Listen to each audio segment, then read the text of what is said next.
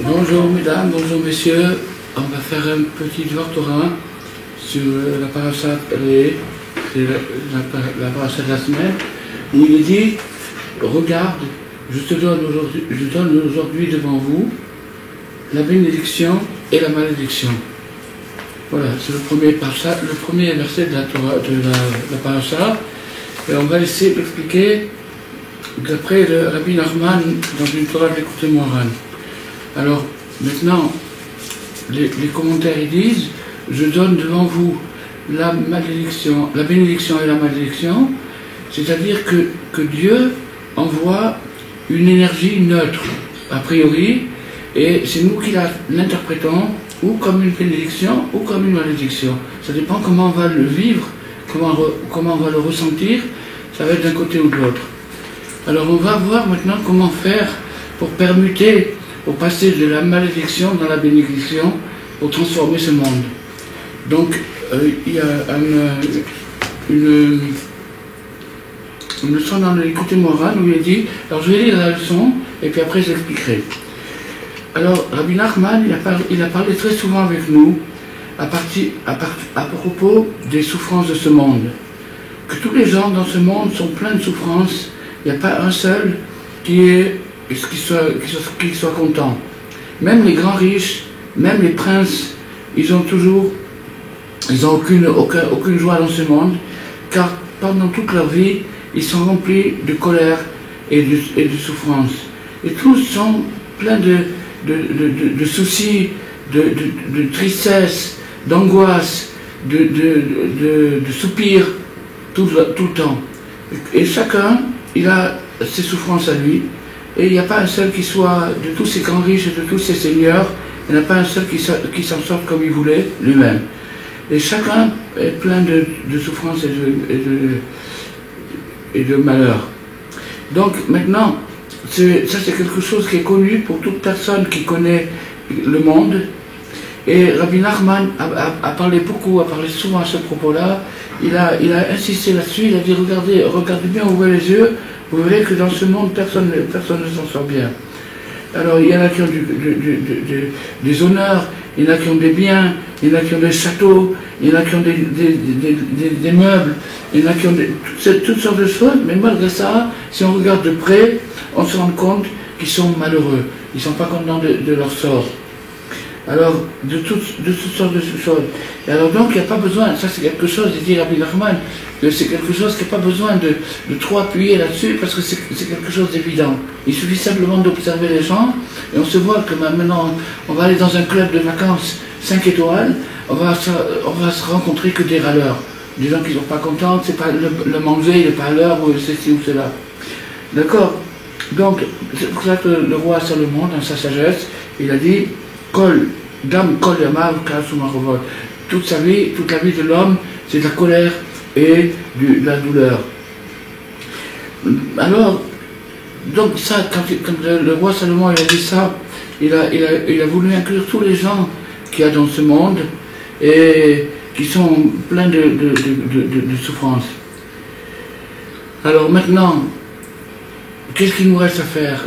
C'est de fuir vers Dieu, d'étudier sa Torah, comme il est écrit dans le Midrash, l'homme a été créé pour la peine, heureux celui qui investit sa peine dans la Torah.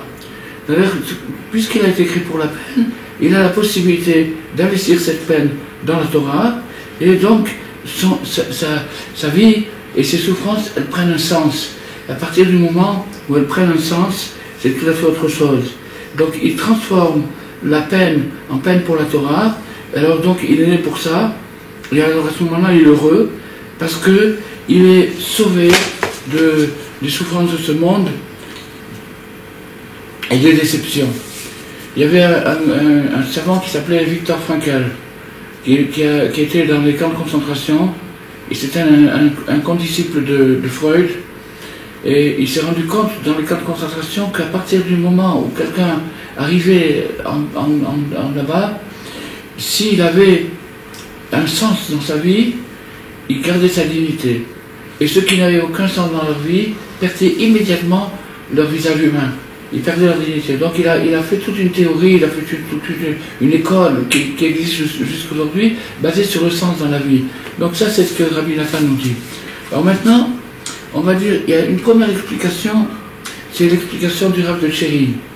L'explication du Rav de Tchérin, il dit, étant donné que chaque pensée, chaque parole et chaque action d'un homme sont, excusez-moi, voilà, et que chaque pensée, chaque parole d'un homme sont tournées vers la finalité de la vie, c'est-à-dire qu'il interprète ses pensées, ses paroles et ses actions par rapport au but final, alors à ce moment-là, sa vie prend un sens.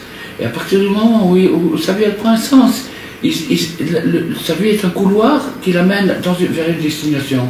Donc elle a un sens, même si c'est difficile, cette difficulté est fructueuse, elle porte ses fruits, elle apporte une sensation de sécurité. Ce qui n'est pas le cas lorsque le plaisir est un sens, et le sens de la vie pour une personne, à ce moment-là, il n'y a que de la déception. Alors, maintenant, cette Torah, Rabbi Nachman, il a continué comme ça, il a terminé comme ça. Alors tout le monde est d'accord qu'il y a un monde qu'on appelle ce monde-ci et un monde qu'on appelle le monde à venir. Tout le monde est d'accord là-dessus. Pourquoi? Parce qu'on croit en ce qu'on nous a dit, qu'il y a un monde futur. Mais ce monde-ci, alors Rabbi Nachman a dit quelque chose de très fort. Il a dit ce monde-ci, ce qu'on appelle ce monde-ci, il existe peut-être quelque part dans une galaxie, très loin là-bas, il existe peut-être le monde de Olamazé, ce monde-ci, mais ici, c'est l'enfer. Pourquoi tout le monde en parle? Comment? Pourquoi tout le monde dit ce monde-ci? En vérité, si c'est Ben pas oui, ici, il n'existe pas. Alors, il existe par rapport à une préparation. En tant que préparation, il existe. Mais pas plus qu'une préparation. D'ailleurs, quand l'homme arrive à sa dernière minute, il ne reste rien de toute sa vie, sauf ce qu'il a réussi à préparer. Donc maintenant, je vais expliquer quelque chose d'extraordinaire. Et c'est ça le centre de la leçon. Rabbi Nachman a dit, le paradis, il existe. Parce que les sages nous l'ont dit, nos pères nous l'ont dit, on accepte ça de tout notre cœur. Ce monde-ci, il existe peut-être quelque part dans la fiction ou dans la réalité d'une planète quelconque qui s'appelle ce monde-ci. Mais pas ici. Mais pas ici, pourquoi? Parce qu'ici, c'est tout simplement l'enfer. Voilà. Alors Rabbi Nachman, il nous laisse apparemment avec un goût un peu amer. De dire, ah ben si, qu'est-ce que c'est que ça? Qu'est-ce que c'est cette histoire? Bon, d'abord, il faut comprendre qu'est-ce que c'est l'enfer. L'enfer, c'est tout simplement un endroit de traitement. Comme un hôpital où on traite les gens suivant la maladie qu'ils ont attrapée pour les guérir. Donc maintenant, ce monde-ci, c'est l'enfer, c'est le sens de ce monde-ci. Maintenant, on va réfléchir comme ça. Si maintenant je commence à me dire, je me persuade que j'habite dans l'enfer, je dis, oh, mais dans mon enfer, il y a la climatisation, il y a la lumière, il y a une table, il y a une cuisine, il y a toutes ces choses-là, j'ai des amis, j'ai une femme, des enfants, oh là là, quel enfer, c'est un enfer 5 étoiles. Tandis que si maintenant, je prends à l'envers et je me dis, je suis au paradis, je mérite le paradis, je suis dans le paradis, je suis dans ce monde-ci, alors à ce moment-là, c'est une catastrophe. Il ne peut être que déçu. À partir du moment où on investit dans ce monde comme une finalité, il peut être que déçu. Parce que ce n'est pas le sens de ce monde. Le sens de ce monde, c'est de faire une préparation, de préparer le futur. Si je le prends comme une préparation et je dis c'est un endroit de préparation, alors je me prépare et je sais que ma vie a un sens. Je sais qu'elle a un sens, c'est pour le monde futur. Mais si je m'imagine que le but de la vie, c'est ce monde-ci, et que je crois dans cette... Alors à ce moment-là, c'est de la souffrance. Alors une fois, j'ai dit ça à un garçon. Je lui ai dit, voilà, accepte que ce monde-ci, c'est un enfer, ben, t'as été gâté. Pour un enfer, c'est un bel enfer, t'as été gâté. Alors, ce garçon, il a un peu rougi, il m'a dit, mais ça, c'est valable sur le plan matériel. Si je me dis que ce monde-ci est un enfer, sur le plan matériel, mais sur le plan spirituel, est-ce que je peux me contenter de me dire que je suis dans un enfer, ce monde-là il n'a aucun sens, etc. C'est sur le plan spirituel. Alors, j'ai réussi à capter son intention, qu'est-ce qu'il voulait dire par là, et j'ai répondu comme ça. Si maintenant, tu dis que ce monde-ci c'est un enfer, alors pour toi, toi-même, tu peux dire, je suis le pire des pires. Okay. Je suis le pire des pires, c'est moi le pire des bonhommes sur Terre. Je suis le pire des pires. Alors, si tu es le pire des pires, mais tu as une kippa sur la tête, tu as mis les effilines ce matin, tu as fait une mitzvah, tu as dit une parole de Torah, eh bien pour le pire des pires, tu t'en sors pas mal. Alors, si un homme arrive à prendre dans ce sens-là, c'est-à-dire il part du pire, et à partir du pire, il peut que construire. Il peut dire, ah, mais pour un pire, t'as ça, t'as ceci, t'as cela. Alors que s'il part du meilleur, et qu'il dit, je suis un élève, un disciple de Rabbi Shimon Bar Yochai, le pauvre, il est mal parti. Alors, voilà donc la manière, si vous voulez, c'est un truc formidable, c'est que la Torah nous dit que l'énergie divine arrive dans ce monde d'une manière neutre. C'est un courant qu'on peut utiliser pour le bien ou pour le mal. C'est comme le courant électrique, on peut faire du bien avec ou on peut faire du mal avec.